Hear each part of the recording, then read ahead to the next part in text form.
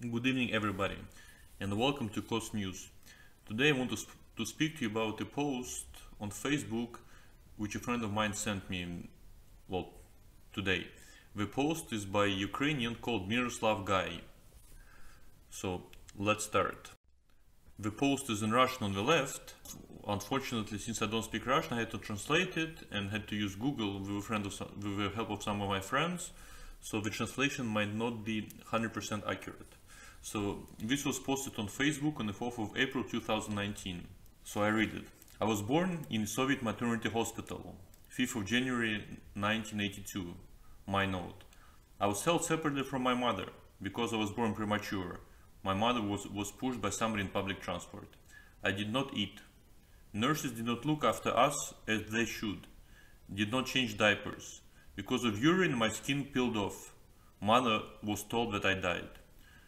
But one nurse knew our family, and she secretly told them that I'm still alive, and the family better take me and bury. With a scandal and by signing criminal liability paper, grandmother took me home. She was a doctor, very good doctor, but she did not know how to save me. I haven't eaten for a long time and did not even cry. Rotten body was a wound. Grandmother put me under a tub with hot water and cleaned me with laundry soap. I started crying. Then they gave me to my mother and I took the breast and started eating hungrily. I probably hate Soviet country subconsciously. The street where this took place today received a new name, John McCain Street. So who is Miroslav Gai?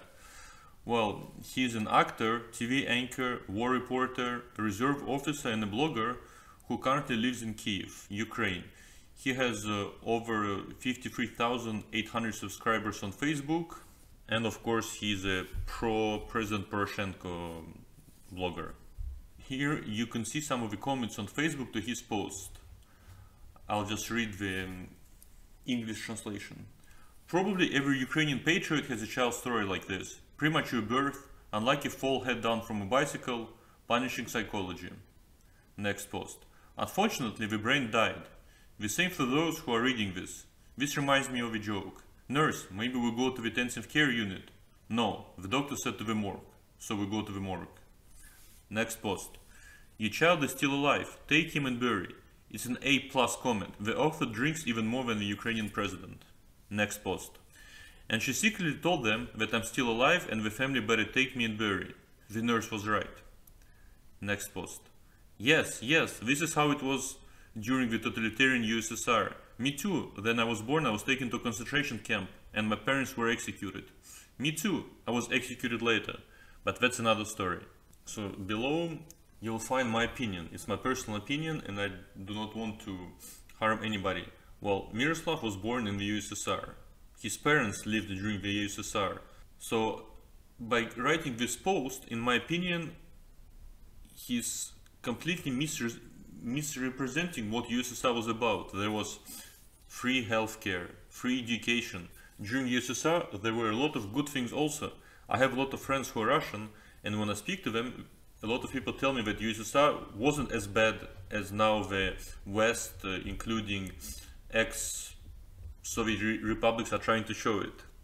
In my opinion, the story of Miroslav is probably completely made up. First of all, I find it a bit strange writing a story like this from first perspective.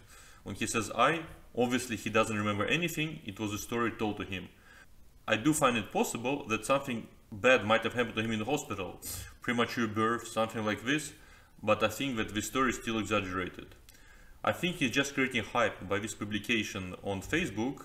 I don't know why, either to get more subscribers or just to show that USSR was bad. And since the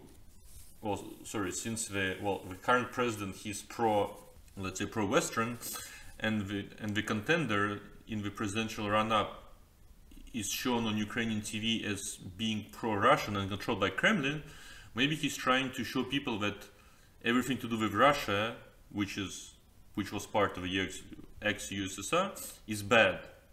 And by showing that Russia is bad, well, the president who is controlled by Russia is also bad. I think personally that posts like this, they create hate between nationalities. Now even more Ukrainians are going to start hating Russians, which is further going to lengthen the war in the eastern Ukraine. the war for independence of the Donetsk and Lugansk republics that I spoke to you about in my first video.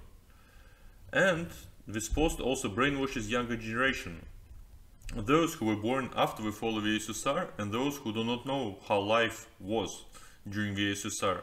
They're going to think that everything that USSR stood for was evil, and of course it's going to create more troubles for people who are pro-USSR. Well, thanks a lot for listening, and if you like what I talk about, and then please subscribe to my channel, and to find out about new videos. I will try to post new videos every 1 or 2 days. Thanks a lot and good night.